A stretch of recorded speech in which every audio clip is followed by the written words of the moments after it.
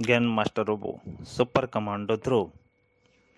स्वर्ण नगरी वालों ने ध्रुव को एक यंत्र गले में फिट कर दिया, जिससे वो पानी में सांस ले पा रहा था और बात ही कर पा रहा था, बिल्कुल मछलियों की तरह। और इधर स्वर्ण मानव के ऊपर ग्रैंड मास्टर रोबो के कमांडर ने खबर दी कि उसने हथियार बेकार कर दिए हैं, और ये खबर सही भी थी। ग्रैंड मास्टर रोबो के सभी फोर्स के पूरे हथियार बेकार हो गए थे, और ग्रैंड मास्टर रोबो के हथियारों को समुद्री जीव ने ग्रैंड मास्टर के सभी आदमियों को गाजर मूली की तरह काट डाला था। इधर चंडिका अपने ट्रांसमीटर का सिग्नल पीछे का पता करने के लिए समुद्र में उतर गई थी। यहाँ तक की कहानी आप पीछे पड़ चुके हैं। अब उसके आगे दोस्तों, मैं जानता हूँ ये ग्रैंड मास्टर रोबो की सीरीज काफ़ी लंबी हो गई है, लेकिन अब इसका अंतिम भाग है। अगर मैं जल्दी बताने की कोशिश करता तो शायद आपको ये इतनी अच्छी नहीं लगती। अब जहाँ तक मेरी समझ है, मैंने उस तरीके से बोला है। अब अंतिम भाग है जो कि जारी करता हूँ। ध्रुव वहाँ का मोर्चा धनंजय के पास छोड़कर अपने प्लान के मुताबिक काम करने के लिए वापस पलटा। ग्रैंड मास्टर रोबो की अटैक फोर्स तो गई, अब उसका अड्डा। परंतु अंदर घुसते ही कमांडर को देखकर वो चौंक पड़ा। कमांडर, अब तो तुमको मुझ पर यकीन हो गया ना ध्रुव?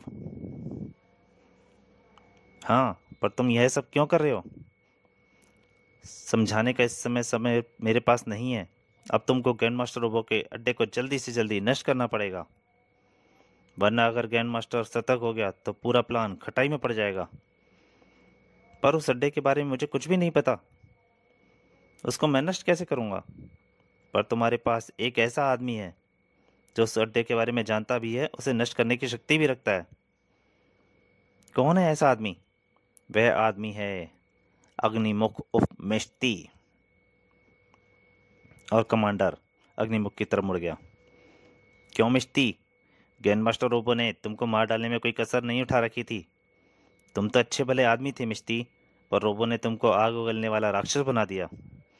आज तुम्हारी यह दुर्दशा सिर्फ एक आदमी के कारण है, और वही आदमी तुम्हारा एकमात्र दुश्मन है। वही आदमी है जिसका नाम है ग्रैंड मास्टर रोबो। अग्निमुख की आंखें गुस्से से जल उठी थीं। सच है, मैं उसे जिंदा नहीं छोड़ूंगा। और इधर ग्रैंड मास्टर रोबो के अड्डे पर, मास्टर मास्टर गजब हो गया, किसी ने हमारे साथ जबरदस्त गद्दारी की है। क्या? हाँ मास्टर, किसी ने हमारी अटैक फोर्स के सारे हथियार बेकार कर दिए, और फिर स्वर्णमग्नि में रहने वालों ने उन सबको गाजर मूरी की तरह काट डाला। हे शैतान, तुमको यह सब कैसे पता चला? अभी अभी अटैक फोर्स के कमांडर का मैसेज आया था। आपका जानी दुश्मन ध्रुव भी स्वर्ण नगरी वालों को जा मिला है, और अब मिश्ती भी उसके साथ है। वे अब हमारे इस अड्डे की तरफ बढ़ रहे हैं। कमांडर ने आपसे तुरंत भाग निकलने के लिए कहा है। कमांडर का मैसेज एकदम सही था। ध्रुव और कमांडर के साथ अड्डे की तरफ बढ़ता अग्निमुख ग्रैंड मास्टर की खत्म कर देने के लिए बेताब हो रहा था। जब तुमको और अग्निमुख को अड्डे का रास्ता पता ही था, तो वहां ट्रांसमीटर फिट करने की क्या जरूरत थी? क्योंकि ग्रैंड मास्टर का अड्डा कभी एक जगह पर स्थिर नहीं रहता, वह अपनी जगह बदलता रहता है। सिग्नल यहीं कहीं से आ रहे हैं कमांडर, लेकिन यहाँ तो आसपास कोई इमारत जैसी चीज नजर नहीं आ रही है। पी पी पी, अपने दाईं तरफ देखो ध्रुव। ध्रुव ने अपनी दाहिनी तरफ देखा और आश्चर्यचकित रह गया। यह तो वेल है, विशालकाय ब्लू वेल। यह वेल नहीं है, बल्कि ब्लू वेल के रूप में एक न्यूक्लियर पनडुब्बी है। यही ग्रैंड मास्टर रोबो का मुख्य अड्डा है ध्रुव। इससे पहले कि आश्चर्यचकित ध्रुव कुछ बोल पाता, पनडुब्बी के सिर पर एक दरवाजा खुला, और उसमें से वाटर स्कूटर पर सवार एक आकृति तेजी से बाहर निकली। यह तो ग्रैंड मास्टर रोबो है, और ये भाग रहा है, पर मैं इसको भागने नहीं दूंगा। इसका पीछा करने का ख्याल छोड़ दो ध्रुव, तुम तैरकर इस वाटर स्कूटर को कभी नहीं पकड़ सकते। अगर ऐसा है तो मुझे भी अपने लिए सवारी का इंतजाम करना पड़ेगा। और ध्रुव के मुंह से एक सीटी निकली। ध्रुव के मुंह से सीटी निकली और पानी में तरंग बनकर फैलने लगी।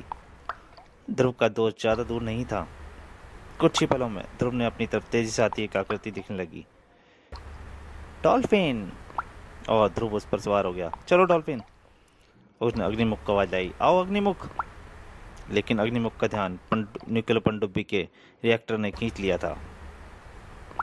उसकी एनर्जी की भूख एक बार फिर से भड़क उठी थी। ध्रुव को अग्निमुख की अब कोई ज़रूरत भी नहीं थी।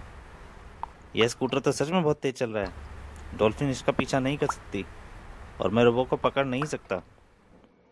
डॉल्फिन भी यह बात शायद समझ रही है और वह वापस पलट रही है। नहीं, ये तो सुरंग की तरफ जा रही है।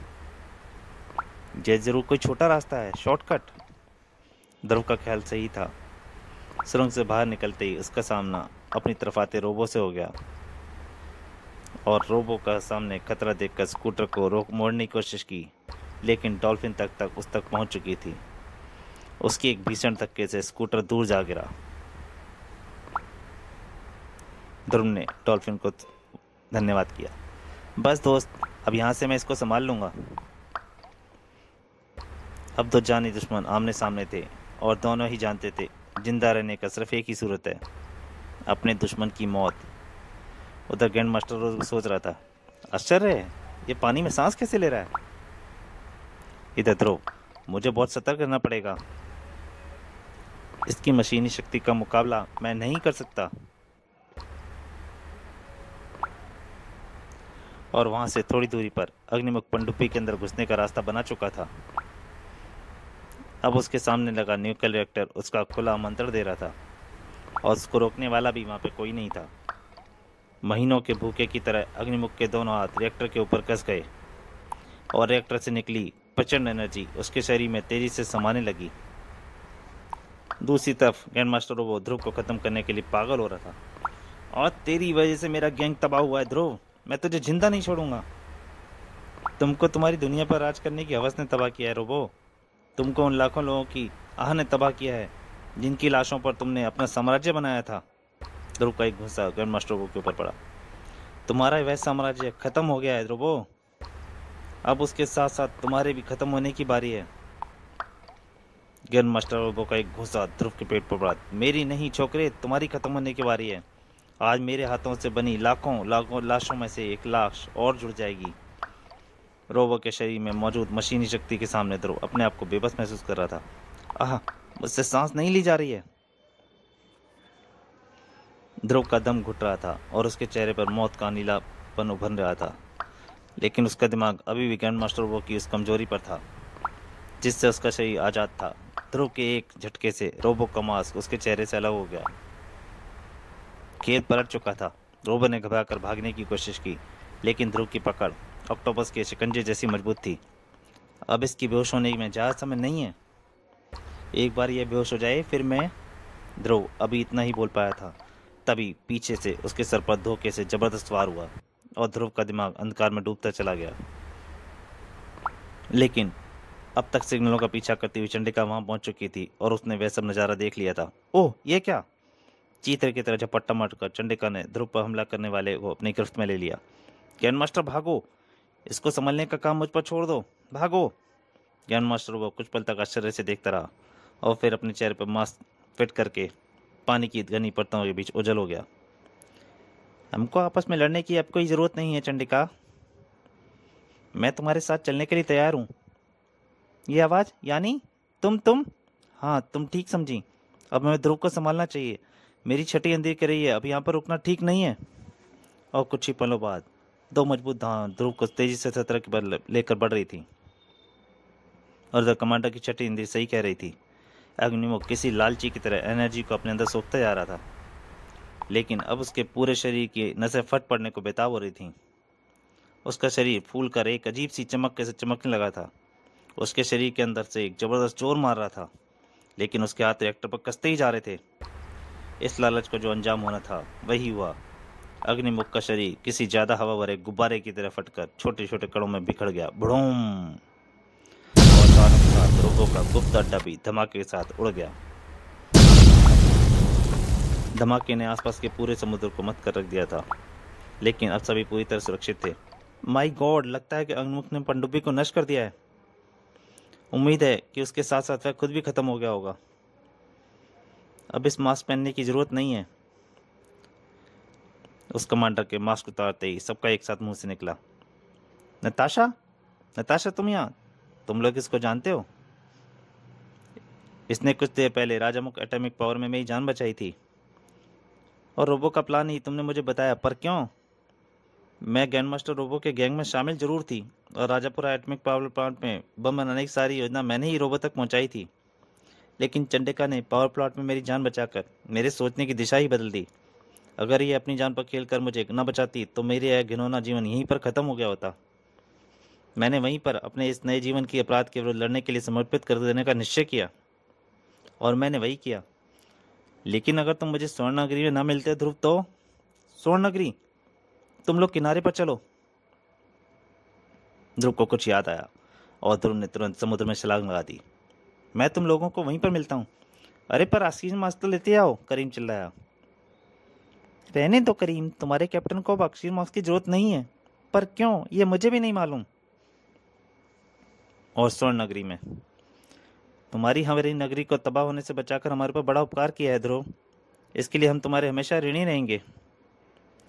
यह नगरी हमारी सोई खोई सभ्यता की और जीता जागता प्रमाण है धनंजय, जिसको बचाकर मैंने तुम पर नहीं बल्कि अपने आप पर एहसान किया है।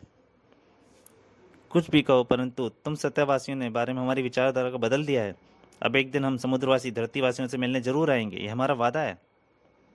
और ध्रुव जब विदा हुआ तो उसको विदा करने पूरी स्वर्ण नगरी के लोग खड़े थे। विदा स्वर्ण मानो, विदा ध्रुव। और फिर राजनगर में, अब तुम्हारा क्या इरादा है नताशा? मैं एक ट्रेंड जर्नलिस्ट भी हूँ ध्रुव। अब अपराधियों के साथ मैं गोलियों से नहीं बल्कि कलम से लड़ूंगी। तभी श्वेता ने अंदर प्रवेश किया। मम्मी जल्दी खाना दो, कस के भूख। और वो श्वेता को देख के चुप, नताशा को देख कर चुप हो गई। ध्रुव ने, आओ श्वेता, इनसे मिलो, यह है नताशा, एक होने वाली journalist. Hello Natasha. Hello Shweta. Natasha बोलते बोलते चुप हो गई। ओह माय गॉड, इसने तो वही बूंदे पहन रखे हैं जो चंडिका ने पहने हुए थे। यानी यह कोमल सी शरारती लड़की श्वेता ही जामा जो तूफानी चंडिका है। और यह राज शायद ध्रुव भी नहीं जानता। उधर श्वेता भी समझ गई थी। यह मेरे बूंदों की तरफ गौर से देख रही है, यानी यह समझ गई है कि मैं ही चंडिका हूँ। कुछ देर तक दोनों एक दूसरे को गौर से देखती रहीं। दोनों ही एक दूसरे की मन की बात आंखों में पड़ रही थी। ध्रुव सोच रहा था पर वो समझ नहीं पा रहे थे दोनों क्या सोच रही हैं। घबराओ मत श्वेता, तुम्हारे राज में राज ही रखूंगी। Thank you Natasha, thank you. तभी ध्रुव की आवाज को दोनों ने ध्यान भंग कर दिया। तुम्हारी एक बात मुझे अब तक समझ में नहीं आई नताशा। क्या ध्रुव? तुमने ग्रैंड मास्टर रोबो की मदद करने में मेरी मदद करने के बाद भी उसे भाग जाने में मदद क्यों की? मैं ग्रैंड मास्टर रोबो के अपराध जो खत्म करने में तुम्हारी मदद कर सकती थी ध्रुव, कर ग्रैंड मास्टर रोबो को खत्म करने में कभी नहीं। पर क्यों नहीं नताशा, क्यों? क्योंकि ग्रैंड मास्टर रोबो मेरे पिता हैं। तो दोस्तों, ये सीरीज का आखिरी भाग यहीं समाप्त होता है। अब अगली किसी नए अंक में जरूर आ जुड़ूंगा। तब तक के लिए नमस्कार।